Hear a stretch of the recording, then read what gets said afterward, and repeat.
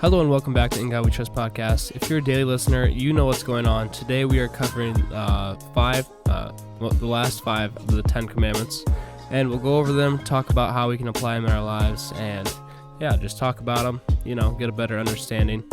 But first, I'm going to start out with a little story about a flea, and if a flea can jump like 30 centimeters. I'm not sure if it's just a flea in general, but if a flea can jump 30 centimeters and then you catch that flea and you put it in a jar and you keep it in a jar, it can only jump as tall as the jar. So that's like however many centimeters a few inches is. But if you keep it in a little jar, it's limited to that small jump, so it can't jump as high. Then let's say that flea was with someone else and they had a little flea baby, and that little baby flea, sees its parents only jumping that tall and it's not to its full potential. It just expects that it can only jump that tall, and that's how it lives its life. It sees its parents doing that, and you're surrounded by that other flea that can only jump that high, so that's just what you expect. But if you are surrounded by the fleas that can jump 30 centimeters, then you think you can jump 30 centimeters.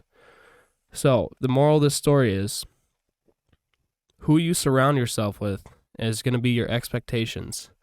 So don't be, I guess in that situation, that flea was born there. But sometimes that happens. If that jar would be opened and that flea would have the option to go away, it wouldn't be surrounded by those same fleas anymore. Its parents, sadly. That's a little sad story, but kind of about a little flea. Anyway, maybe that wasn't the best explanation of that story, but I think you guys got the gist of it. The people you surround yourself with is the people you're going to turn into, and that's how high you're going to set your standards. So go surround yourself with someone that will make you better, make you want to jump higher, reach further, and everything. Just do it. Okay, so let's get right into the last of the 5 commandments. The last 5 of the 10 commandments. So, the 6th commandment, you shall not commit adultery. What does this mean? We should fear and love God, so that we lead a sexually pure and decent life in what we say and do, and husband and wife love and honor each other. So, with this, the very first thing I thought of was how every single commandment has started out with, we should fear and love God. So first things first, we should be putting God first. In all of these commandments, it says we should fear and love God. We should fear and love God. So what does that mean? Like, if we have that fear of God in us, that's going to keep our mind right. And when we keep our mind right, God will help us through any temptations that come our way or anything. So if we just keep praying and we're fearing and loving God, we won't even have those encounterments in our lives where there would be a situation like that, because God will just help us out with that. So that's something I thought about. But another thing that I thought about was how Jesus said if we even look at a woman lustfully, that is committing adultery in our heart. So, and with that, it goes both ways. Like if for a woman to a man, that's both ways. So we should. It's not just the actual action, but it's even thinking. So just cut that out. The thing that is so, like phones and computers and movies and everything, it's everywhere. So you just need to cut out the places that you see it. If you see bad things on your phone, just unfollow those accounts and stop following them. Then that will help you throughout your life. So just completely try to cut them out, and everything will just be all right. Just stay in prayer. Okay, the 7th commandment.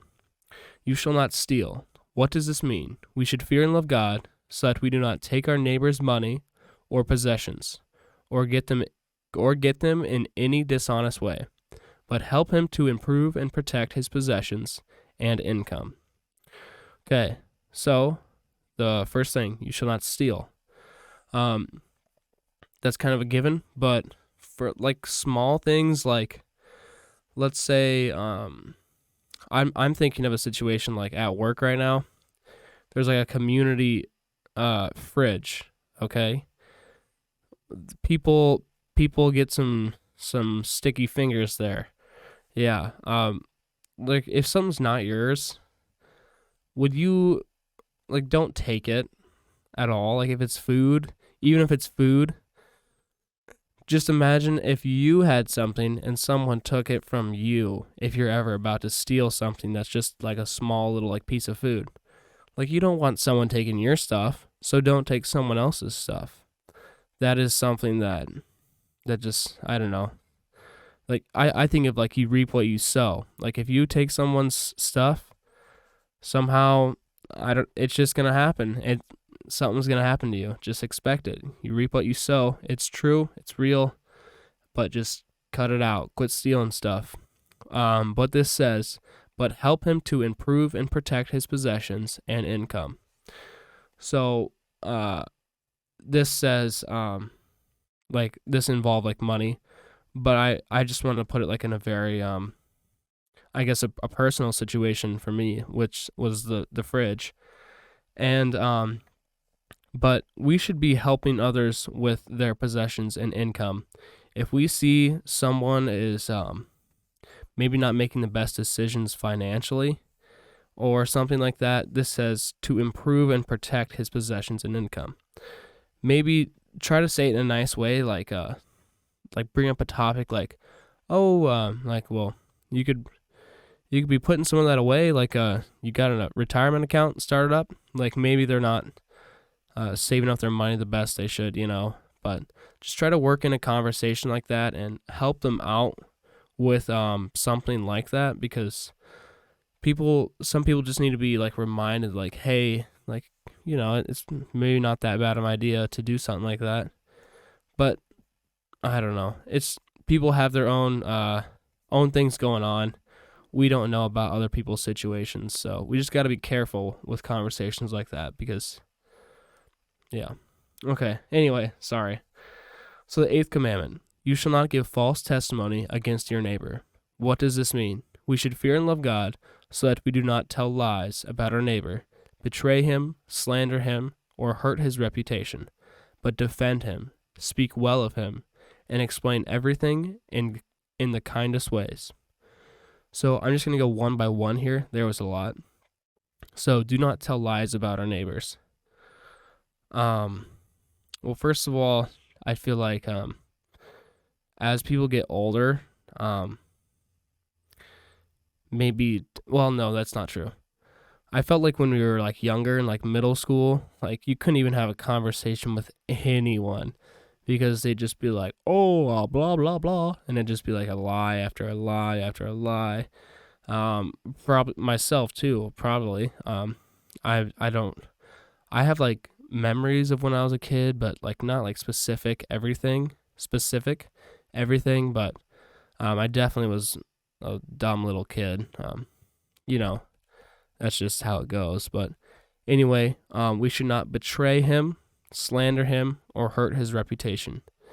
So what I think about here is if you have like a friend group and there's one of your friends gone and some of your friends are talking about like one of your friend that's gone, like don't join that conversation. Just try to defend his name and speak well of him, and don't talk bad about him. If there is a situation, try to like turn it to where like well, yeah, like I've noticed like maybe it hasn't been the best right now, but he's been working on it and he's getting better, like stuff like that, because that little amount can just like turn a whole conversation upside down.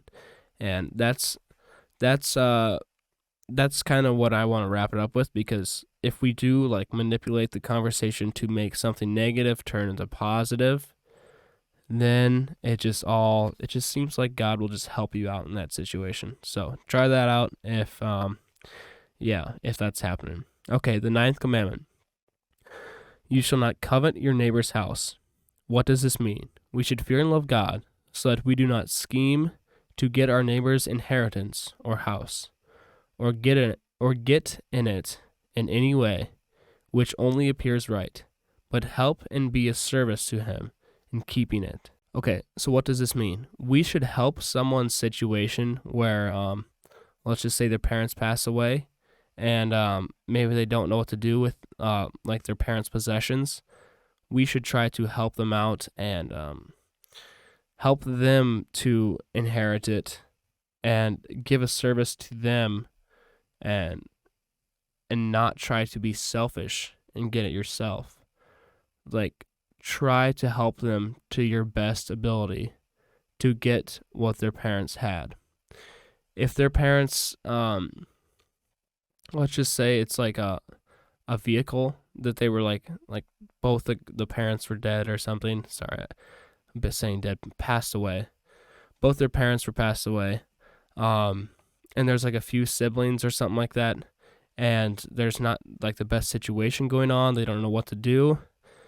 Try to just, I guess I can't really speak on this because this is something that like not older, a little people that have experienced something like this. Like both my parents are alive at the time, but what I'm thinking of right now is just try to find someone that can help them, like that has been through something like that.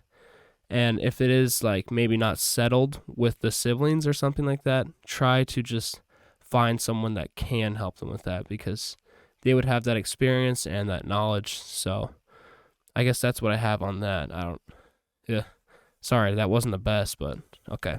The 10th commandment: you shall not covet your neighbor's wife, or his manservant, or his maidservant, his ox or donkey, or anything that belongs to your neighbor. What does this mean?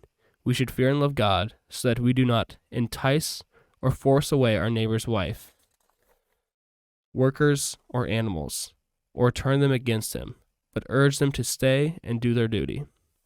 So, overall, this means if our neighbors have something, we shouldn't be trying to get that. We should be trying to help our neighbor keep that. So if they have, like it said, an ox or a donkey, we should try our best to help them keep that stuff at their place. And that just goes with any situation, with anything they have. We shouldn't be trying to take that away from them, because we need to be helping them out. Okay, well, that's all I got for the 10 Commandments.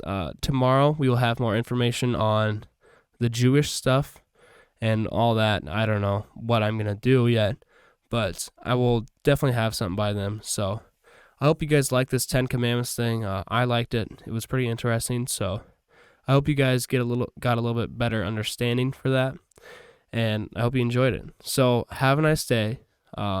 Take it easy. Spread the love. Keep the 10 Commandments in your mind at all times. Stay in prayer. That's what I meant to say. Stay in prayer at all times. Then everything will just come together, you know? All right, well, thank you for listening, and have a nice day.